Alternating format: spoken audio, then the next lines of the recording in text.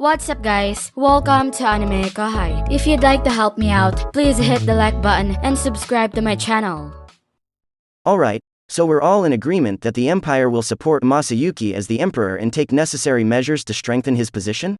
Everyone nodded in my direction, except for Masayuki. He reluctantly followed suit only after seeing everyone else nodding. Despite his initial hesitation, I knew him to be a responsible young man. Once he took on a task, I believed he would see it through to the end. Very well. I will officially announce our acceptance of this decision. Furthermore, I promise that we will swiftly release the soldiers and officers held captive in Tempest. We will not prosecute them for their actions in the war, but reparations can be discussed at a later time. Once Masayuki is crowned emperor, we will make all the necessary arrangements, agreed? That sounds wonderful to me. We are deeply moved by your great generosity. I had anticipated unanimous agreement, but Gazel appeared to have something to say.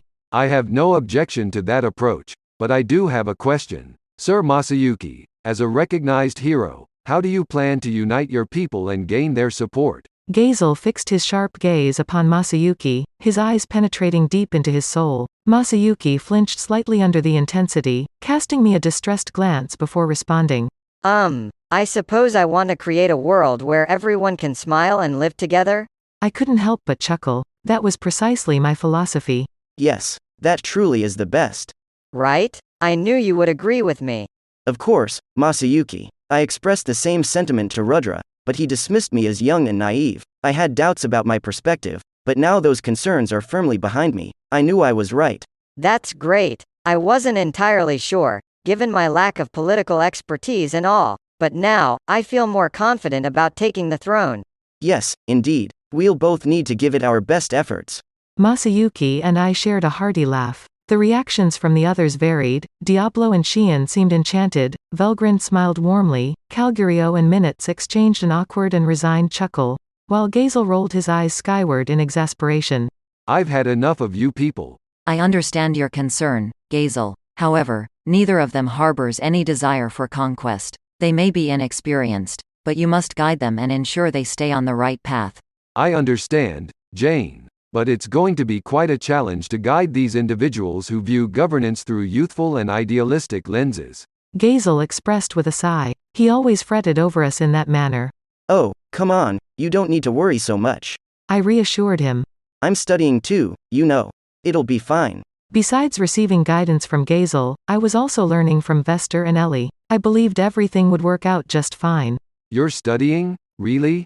Yes, really. Although I only had free time to do so. But if it eased his concerns, maybe I could alleviate them a bit more.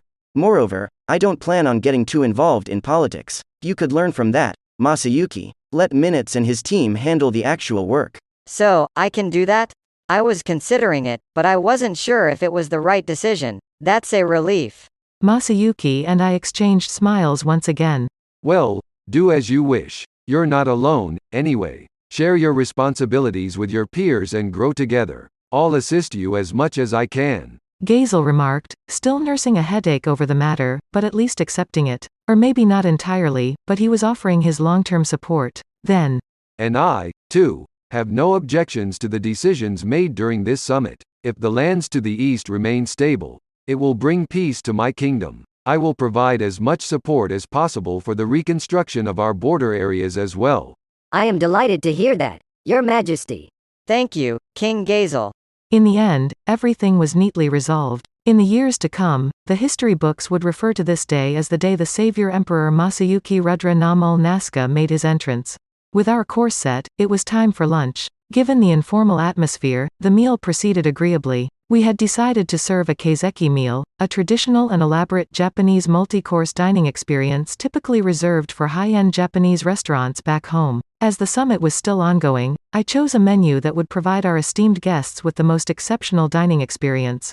Shuna truly outdid herself this time. I made this choice for two reasons. Firstly, Gazel was accustomed to such elaborate meals with me, and secondly, the use of chopsticks had become quite widespread throughout the empire. I believed that a Japanese meal would be the best option.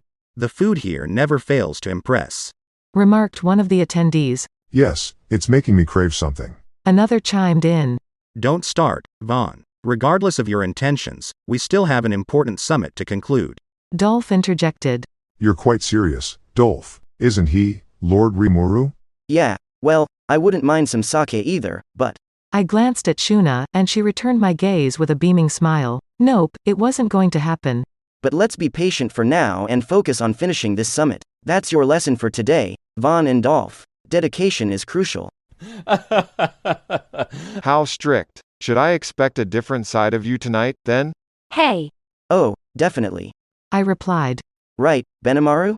Absolutely. In fact, why don't we bring out some of our finest black spell sake? Oh, that sounds delightful. It's good to see you know how to have fun, Sir Benimaru. Well, ogres are known for their appreciation of fine drinks, as I'm sure Shuna here can attest. Whoa, Shuna drinks too? I was only half listening, but Benimaru's revelation that Shuna enjoys alcohol came as quite a surprise to me. I needed to clarify this. I indulge in it occasionally, my brother. Please refrain from associating me with Shion. Shuna clarified. Huh, so she does drink. Shuna seemed underage, although age didn't really matter for monsters. Sorry.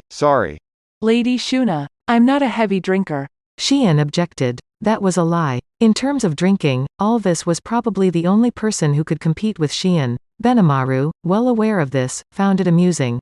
I didn't picture him as a drinker, but now that he was married to Alvis, perhaps they enjoyed fun evenings together occasionally. It probably increased his tolerance for alcohol. Acquiring a taste for alcohol takes some time anyway. Moderation is key, of course. Enjoy the drink, but don't let it consume you. We could all learn from that, including myself. As we were all enjoying our lunch together, the tranquility was suddenly interrupted by the sound of someone crying. All heads turned towards the source of the sound, trying to determine its origin. To our surprise, it was Calgurio. Is something the matter? Is there something wrong with the meal? I asked, concerned. Shuna quickly went to Calgurio's side to offer him comfort. No, please excuse me. He replied. I just had a sudden recollection. As a military man, it feels foolish to say this, but so many lives were lost due to my reckless plans. While savoring this delicious meal, I couldn't help but reflect on the fact that none of them will ever return. I apologize. It's my fault. Faraga, Gaster, and Zamdo. He seemed to be an emotional drinker, even though we weren't serving any alcohol. Perhaps he was simply overwhelmed by the atmosphere, but maybe this was an opportunity for us. Testarossa? Yes, I've already informed Moss and asked him to bring them here. Well done. Even before I issued the order, Testarossa understood my intentions and took action. In less than 5 minutes, several dozen men appeared at our gathering. Lord Rimuru, I, Zamdo, have come as you summoned. These were Major General Zamdo and his men, the very individuals Calgurio had just mentioned. They had rushed here at full speed, their faces flushed and perspiring, but still managed to greet me amidst their labored breaths.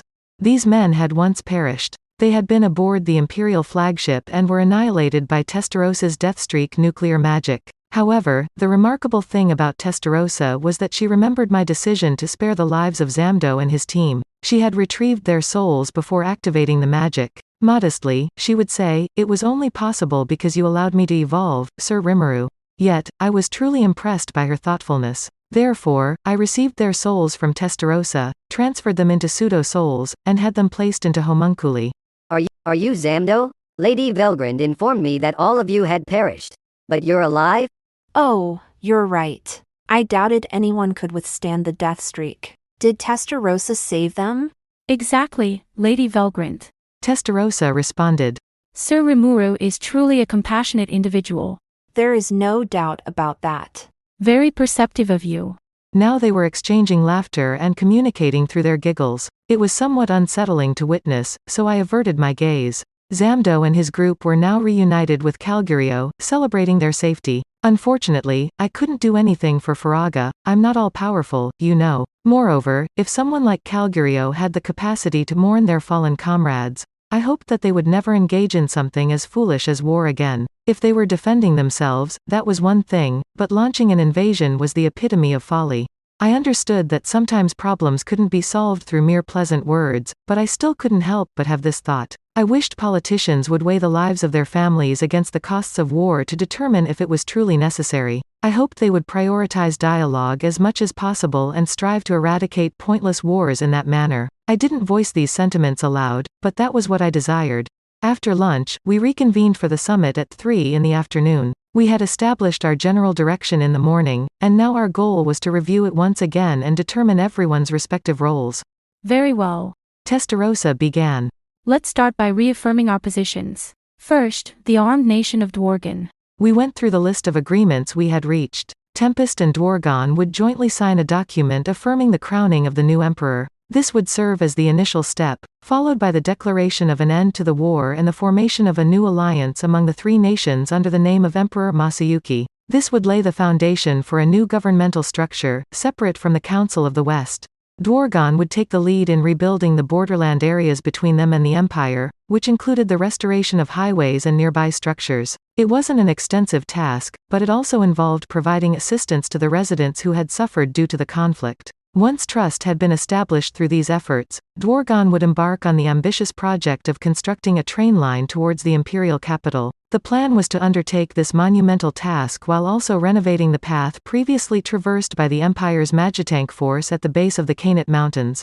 We would assemble teams of foremen from Tempest to collaborate with Dwarven engineers in order to complete the task. Establishing magic train lines on these tracks would create new avenues for transportation, encouraging increased travel. It would mark the first step towards a completely new era of development, and the mere thought of that day filled me with excitement. It served as a reminder of how much I cherished construction projects like this. Tempest's primary role in our agreement was to provide unwavering support to Masayuki. We would dispatch Testarossa to establish an embassy within the Empire, with the mission of eradicating the Empire's archaic ideologies and disseminating information about this new era.